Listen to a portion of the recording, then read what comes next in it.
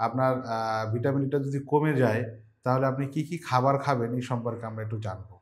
প্রথমত আমরা বলি যে তেলযুক্ত মাছ। তেলযুক্ত মাছগুলো আমরা কোথায় পাই? মেইনলি হলো আমরা বলি সামুদ্রিক যে মাছগুলো আছে যেমন ধরেন স্যালমন ফিশ, ইলিশ, ঠিক আছে? এছাড়াও অনেক ধরনের আ সামুদ্রিক মাছ পাওয়া যায় যে মাছগুলো খেলে অবশ্যই আপনার ভিটামিন ডি এর ঘাটতিটা আস্তে, আস্তে পূরণ হবে।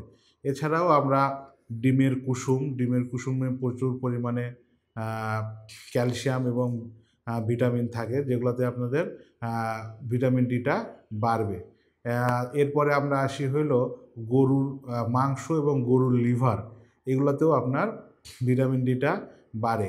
আর সবচাইতে ভালো হলো যদি আপনি প্রতিদিন সকালবেলা মিষ্টি রোদ আমরা যেটাকে বলি, সকালবেলা একদম সূর্য ওঠার পরে যে রোদটা থাকে সেই রোদে যদি আপনি ১৫ থেকে ২০ মিনিট বসতে পারেন তাহলে অবশ্যই আপনার শরীরে ভিটামিন ডিটা বাড়বে। আর ভিটামিন ডিটা বাড়লে আপনার শরীরের যে কোমরে ব্যথা, হাতে ব্যথা, ঠিক আছে? তারপরে পায়ের দিকে ব্যথা, এই ব্যথাগুলো আস্তে, আস্তে কমতে থাকবে।